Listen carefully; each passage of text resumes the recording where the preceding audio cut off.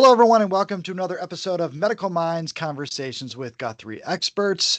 I'm Steve Osterhaus, joined as always by Dr. Corinne Johnston, a family medicine physician and Chief Patient Experience Officer for the Guthrie Clinic. Hello, Dr. Johnston. How are you? Oh, Steve, it's a busy week, but it's always busy. How about you?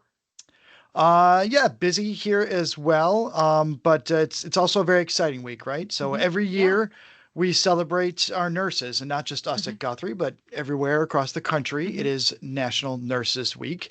So it's Yes. an excited topic because we know, well, I say we know. I'm not a nurse, so I can't really say I know, but I know how valuable they are, right? hmm Nurses are kind of the glue that hold us all together, right, in the healthcare system. Yeah, so valuable in our successes and to our patients, and to our teams. Really an integral part of our team. So celebrating them is something we should do. It's like Valentine's Day. We should tell Yes. our spouse we love them every day, but we pick one day of the year to really make sure we buy them a card and some candy. All right. So this episode is going to be maybe it's the card but not the candy, or maybe it'll be the candy not the card. But we'll get that accomplished this week for Nurses Week and show them the love that they deserve. Yeah. And I think too, I remember growing up, a nurse was a nurse. But there's so many types of nursing. So I'm excited to talk about those different kind of avenues and what they look like. All right, so really excited to bring our guest in today who can really help talk more about just how valuable all of our nurses are. And that is Jen Orbin, who is the Senior System Director of Nursing Operations for the Guthrie Clinic. Jen, thank you so much for being here. Off the top, we were kind of talking about appreciating our nurses and how we can all do a better job of that, not just one week out of the year, but year round. But thanks very much for being here today. Thanks. I'm excited to be here. Yeah. Well, I guess let's kind of start with your origin story, as they say. Talk about your role now and how you got to where you are.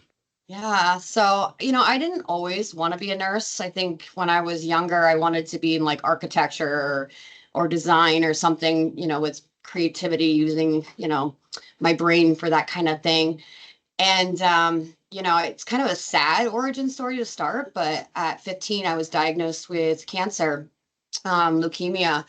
And it was a crazy 2, 3 years of my life. I spent almost 2 years inpatient in a children's hospital. Um, and as a teenager, that was so difficult.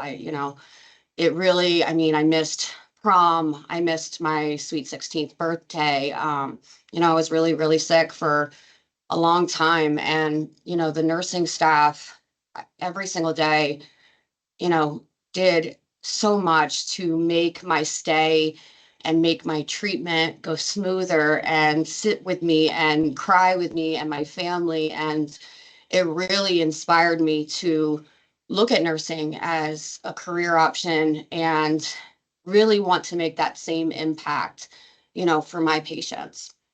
And so, when I finally went into remission, I had the opportunity to work as a CNA, a nursing assistant, in a local nursing home. And it gave me that opportunity kind of to give back to patients and really see that healthcare side, that it wasn't always glamorous, that it is a high pressure environment. And I love that kind of environment. That's the kind of environment that I excel in. I like a challenge. I've always been that kind of person that likes a challenge. Um, from there, I didn't know that I could still be a nurse because I didn't graduate high school. I had to get my GED because of being sick. So I went into the military and tried to figure out my life path and got my GED. And then when I got out, and I said, let me just try to do some college, right? Like maybe I can try it. And I found that in nursing school, my peers that were going back to school or going to school to be a nurse were so supportive, right? And so that community feeling that um, we have now, I feel like now at Guthrie, I have with my coworkers, I felt that with my peers. and they really helped push each other to kind of get through school. And so I very, very luckily was able to graduate with my RN, with my associate's degree through Corning Community College. And all I wanted to do was be an oncology nurse, right? Like that's why I did this. And I wanted to work at Packer. In my mind, as a graduate nurse, that was the biggest and the best, and I wanted to be at the biggest and the best. And I wanted to be an oncology nurse, right? An inpatient oncology nurse. So I was very fortunate that I got to do my preceptorship through my last semester at Robert Packer Hospital on 5 Main. And so I was hired as a graduate nurse there, um, which was, it was like a pinch me moment, right? I remember starting there and thinking, oh my God, I'm working with my superheroes. Like, oh my God, I felt like I was working with celebrities, right? For the last 10 plus years, all I wanted was to be that person that literally took me through such a traumatic time in my life. Um, and so I was so excited, and it really did. It felt like a pinch me moment that I got to be one of these, got to be with these people that I admired for so many years. Um, and then through that, I was very outspoken. And if you knew me as a bedside nurse, and if those that are watching worked with me as a bedside nurse, they would have never probably thought I would go into leadership. Um, because I was the one to always speak up, and that could be a great thing if taken and finding solutions, but that can also be a challenge, right? As in seen as always complaining or calling out issues. But to me, it was I wanted to be part of the solution, right? I wanted to help more. I wanted to not only help more patients, but help the staff caring for the patients, right? I wanted to be the advocate for my patient, and then I wanted to be the advocate for the nurse, for the oncology nurse. And so an opportunity came up to get into leadership as an assistant manager. And I remember when the posting came up, my leader at the time, my manager at the time, was like, "You should apply for it." And I was like, "Me? You don't want me in that role." Um, and they're like, "No, you should. You should try it." And so I did. And it was a great eye opener that I could change more lives, and I could impact more patients, and I could grow, my peers, and give them more opportunities to grow and to do more in their practice. So from there, I got the opportunity to do the manager role. And from there, I got additional units assigned because I continued to help find solutions to everyday barriers that our nurses come across. And so it just has been, Guthrie has been so supportive and has given me so many opportunities to continue to grow in leadership, from the manager to the director of nursing at Robert Packer Hospital, and now over the system with the senior director for nursing operations. I've just been continued to give the opportunity to grow more and more and offer more and more to our nursing staff and to all of our caregivers, honestly. So it's been a long, several years growing my career, but it was definitely not where I thought I would originally be, which is almost, more of a happy coincidence, because it just goes to show that nursing has so many opportunities that you can explore, which I think is one of the best things about the profession. Yeah. And that you hit a lot, Jen, on the levels of kind of leadership within the hospital of nursing and how you oversee floors and multiple floors and teams. What are some of the other team members within nursing that you'll see? So LPNs, you had hit on CNAs. Talk a little bit about those. Yeah, I mean, so there is a lot of different tracks within nursing, not only as an RN, but even other than RN, right? So our CNAs, I call them the backbone, the care partners, the techs, they are called different things at different facilities. As a nursing assistant, your primary responsibility is that day-to-day activity, right? Getting those patients up, ambulating them, making sure they're ready for their day, turning patients. They truly are the foundation for which nursing is built on. And I think without them, we would be lost. I know, I feel like as much as nursing needs props, so do our CNAs because they're an extension of us.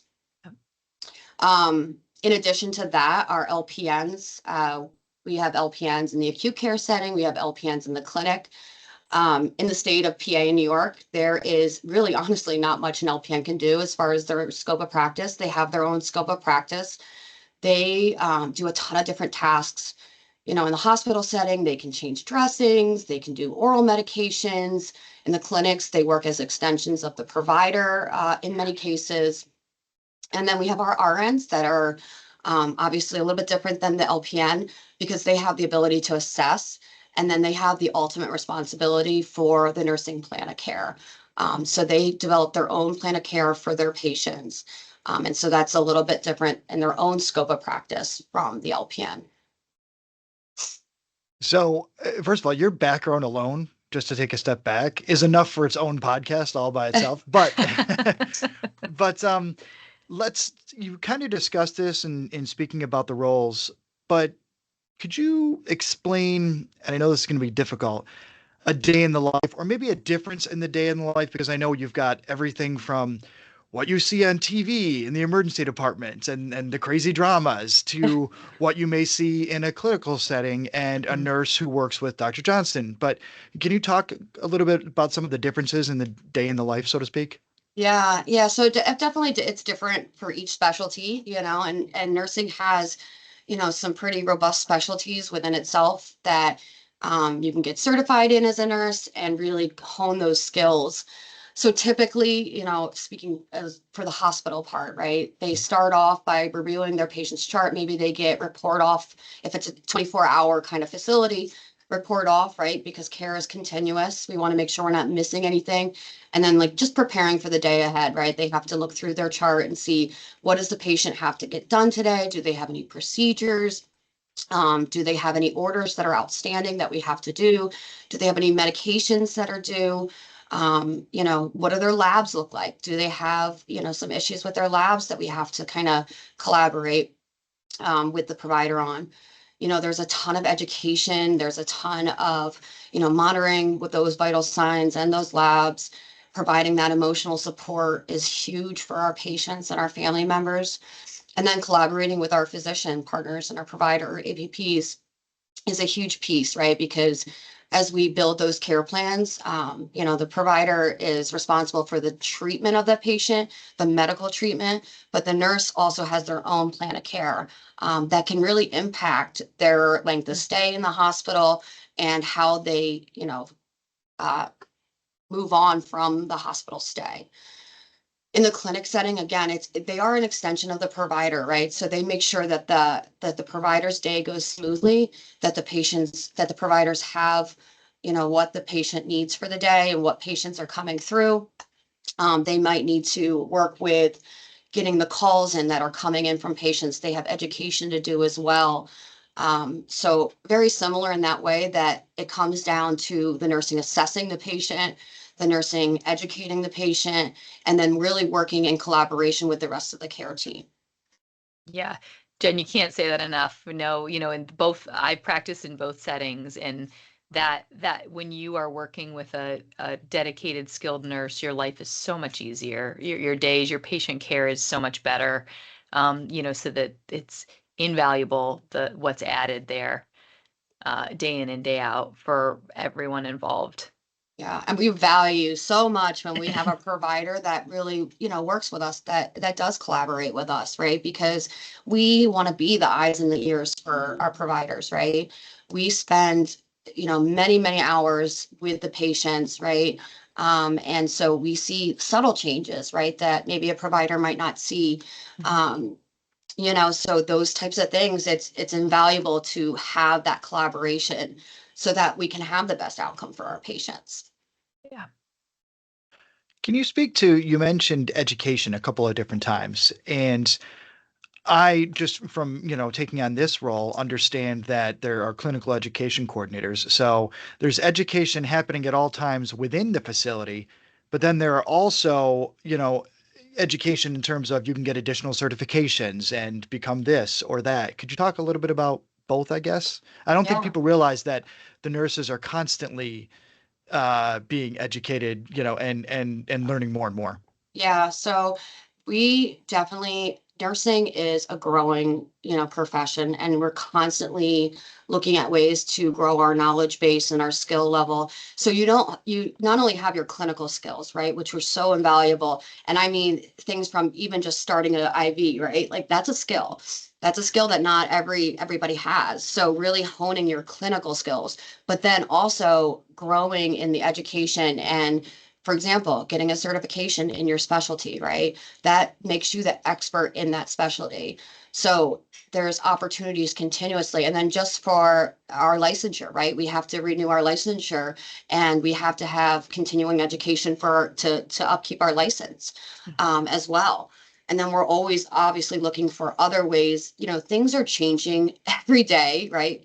Every day in healthcare, whether it's new medical treatments or, new equipment, new technology, those things, we have to constantly be evolving and growing our knowledge base as a nurse for sure. And as you move through those, right, like you talked about even yours from CNA to RN, are there LPN to RN, how do we help people? Because sometimes you have to work, right? That you have Yeah. to work, but you want to pursue that further education. Yeah. Honestly, that's been one of the most valuable piece to me as a leader is being able to help develop some of these programs for our caregivers. I mentioned getting my associate's degree through Corning and going into leadership, but I didn't mention I also got my BSN, my bachelor's. I also got my master's, and I just completed my doctorate about 2 years ago in nursing. And those opportunities, have continued to come because Guthrie has supported that, right? So they have tuition reimbursement programs and all that. And I think, I go back to, I didn't think I was going to make it through nursing school. I didn't think I was going to make it through an associate's degree, let alone once I saw I could do that, I was like, oh, maybe I could try my bachelor's. Oh, maybe I could try my master's. Oh, maybe I could try a doctorate. And it's funny because, each time I was like, oh, this isn't too bad. This isn't too bad. I can actually do this, right? Yeah. And so I think one of the great things about what Guthrie has created with different pipeline programs is I think that thinking of maybe I don't know if I can do it or not. I don't think that's rare, right? I think a lot of people don't realize, especially adult learners, that they can do it. You can go Yeah. back to school and you can be successful and you can grow in your career. And so Guthrie offers all kinds of different pipelines within the nursing profession.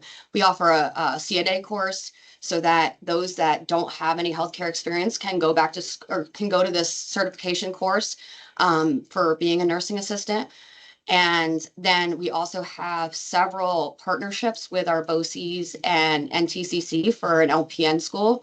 We have both full-time and part-time programs. So if somebody needs to work full-time, which, is completely understandable, they can work full-time and go back to school part-time for their LPM. Mhm. And then we also have the full-time programs where they can, work per diem and go to school full-time.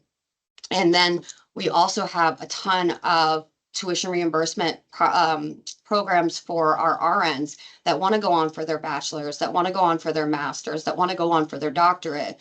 And Guthrie has been great about really offering that support so that all of our caregivers have that same opportunity to continue to grow within their career. Yeah. It's so important too. You really hit on this, that teamwork piece, but then that ability to know the person that you're leading, having walked in their shoes, um, to best Yeah. lead them, right? And I think your path is just lights up like that to be able to say, I did that, I know, and I want to design better processes. Yeah, I mean, I hope so. I hope that through my leadership, I'm able to show others that it's not impossible, right? That if, my dad used to always say mind over matter. He's since passed, but I say that to myself very often. Mhm. I say, if I can just put my mind to this, I can get over whatever the matter is. Believe me, I said that a lot during the pandemic. So I think that's one of the things that I love about my job is being able to talk to anybody that isn't quite sure, where where they're going with their career and or not sure if they can do it. I love precepting students. I have a ton of preceptees that are going back to school, and I love that opportunity to kind of talk to them and say, well, what do you want to do? Same thing with going to the local nursing schools and talking to those students and saying like, hey, what kind of nurse do you want to be? Right. And sometimes they have in their mind exactly what they want to do. That was me when somebody asked me, I want to be an oncology nurse. Um, and then we have others that are like, I'm not sure. And I always say like, that's okay. Yeah. That's okay. There's so many opportunities that it's okay if you don't know what you want to do today. It's okay if you start out one place and then move to another. It's okay if you do that every couple of years and just keep reinventing yourself until you find something that you're really passionate about. Um, I think that is one of the beauties of nursing. You mentioned the pandemic, and I know it's not anyone's favorite topic, but nursing certainly kind of came to the forefront, right? We've always known about a staffing shortage nationwide. It was definitely highlighted during the pandemic. Can you talk about the experience of living the pandemic from a nursing point of view? I can't, I blocked it out. I'm just kidding. No, I'm just kidding. It's funny. 2020 was officially the year of the nurse. And that was actually supposed to be like before the pandemic even like was a thing. 2020 was supposed to be the year of the nurse, which it turned out to be, just not in the way that we had anticipated. I think it's taught all of us in healthcare, not just nurses, right? Because we went through it together, right? Like this, it's almost like a trauma bond. Yeah. We went through it together, and just like, whether it's going back to school or not, right? Mind over matter. It's amazing what you can get through when you don't have a choice. Our patients needed us, our communities needed us. Um, and it really gave us an opportunity to step up and show the world, right? Like we are here for our patients, right? Bottom line, as much as, stress and high pressure environments and, having to multitask, and we're here for our patients at the end of the day. And so many nurses, you know, here I am in leadership, and at the time was in leadership. Here I wanted to inspire them to keep going, but in reverse, they again inspired me, right? They again reminded me why I got in the profession. Um, just like all those years ago when I was going through cancer treatments, and those nurses inspired me, these nurses inspired me. We had so many times that, I had nurses come to me, in tears and saying, I just can't do this anymore. I can't do this anymore. And I think one of the things that I learned as a leader is just being transparent and saying, I don't have the answers. This was a time as a nursing leader, I don't have the answers, but I'm here and I'm with you and I'm experiencing this with you, and I will do what I can to help get us through. But I need you. Like we all needed each other. And so that was a really great opportunity for that, building of the team, because we experienced something so horrible together. But we came out the other end, right? And thank God that we were there, because I can't imagine what our community would have gone through, if they didn't have us. And I hope, we're far enough out that we will start seeing, more people enter the profession again, because it was really challenging during that time, for anybody to say, I want to be a nurse, right? So, I mean, I think it's a double-edged sword, right? Because we were the heroes, right? And then at the same time, people were like, I'm not doing that going forward, right? I think So, it's so important. Sharing stories I can remember I always wanted to be a doctor, and someone said to me once about like, well, would you want to be a veterinarian? And I said, no, I can handle it when animals die. And they say, oh, so you can when humans die? The flip side. But I think there's sure. reality there of like, that might be a reason someone says, I don't want to go into the medical profession, nursing, because I can't deal with death, or I can't deal with the high level demands. What would be your answer to that? What's the reality there? Yeah, no, I think that's a great point. And honestly, coming from oncology, I've heard that a Mhm. lot, right? I can't do oncology because I can't deal with death. And to me, in my, in my opinion, it is one of the most rewarding pieces to be there at somebody's end of life, right? Because that I feel like you can make such an impact on not only the patient, but the family members. Again, to get through something that is so challenging and so difficult and so life changing for everybody within that family, right? It could be a huge piece, whether it's the matriarch or the patriarch of the family that is leaving them, right? So to be able to be there and provide that emotional support, you don't realize it's a misconception, right? That it's this doom and gloom and sad experience when it really is not. It can be one of the most peaceful experiences, right? And you can really make an impact on somebody's life by doing that piece of it. And again, there's if it's something that you can't, some people can't, right? They can't, and that's understandable. But there's plenty of opportunities. You could go into labor and delivery and be on the other side of thing. On the other side where people are coming into this world, and that also is a beautiful and peaceful experience. So it's very similar in some ways, but yeah, no, I think there's a common misconception about the death piece of it, right? Yeah. Yeah. Also some neat places where technology is coming in, right? To let you really focus on the patient again. I feel like that's happening across medicine. Yeah, that's like honestly so excited. I am so excited for the technology, AI, which, some people are scared, right, of AI. They hear AI and they're like, oh my God, what's robots are coming, which that's not the case. No, somebody recently had said to me, nursing practice is gonna look so different in the next couple of years. We're not even gonna have to touch a keyboard.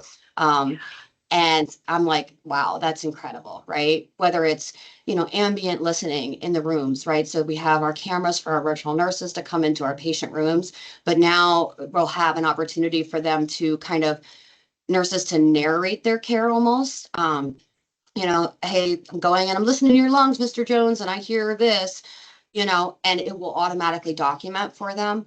And it will utilize AI to say, is it within normal limits or isn't, so that the nurse doesn't have to do their assessment, then go back and document and miss, that interaction with the patient because they're so worried about getting their documentation in, right? Because nurses know, we hear it all the time, if you didn't document it, it wasn't done, right? I'm sure providers hear that too. So how great would it be that you don't have to worry about that piece? You can just go and do your job and not have to worry whether it's been put into the computer yet, right? I mean, with that, and then having, our virtual nursing at Guthrie, which is an incredible advancement that we're very, very fortunate to have at Guthrie. You have an expert at your fingertips. As easy as saying, hey, Siri, we can have, oh, my phone just picked that up. Sorry, I don't need anything, Siri. As easy as that, we can have a expert nurse in the room, right? And it is such a great resource because, especially in the hospital setting, we have so many graduate nurses, right? So many novice nurses that need, that collaboration with others, and their expertise. So to have that at the touch of a proverbial button, is such a great resource that we have at Guthrie that, we're very fortunate to have. But it makes me very excited for what's to come because it's going to look so different 2 years from now. And for the people listening or watching, when we're talking about the virtual nursing that Guthrie has, it's what we call the Pulse Center, and it is very exciting. And I've also heard it kind of referred to as having a phone a friend, right? So you have one of those nurses that you're referring to in the middle of the night who may have a question, and the virtual nurses are not replacing the bedside nurses; they're just adding to. It's all in addition to. So it really it's pretty exciting. Yeah, and I mean, it's not even just having that like expertise. They have their own license, right? So they can work autonomously and do their own tasks too, as long as we have that closed loop communication with that bedside nurse or with the provider that's assigned to the patient. They are integrated within the care team, right? So they're a piece of all of that patient care. So that patient is getting care from multiple, competent caregivers and providers. So they're all involved, and all it does is elevate the quality of care that we provide, which is incredible.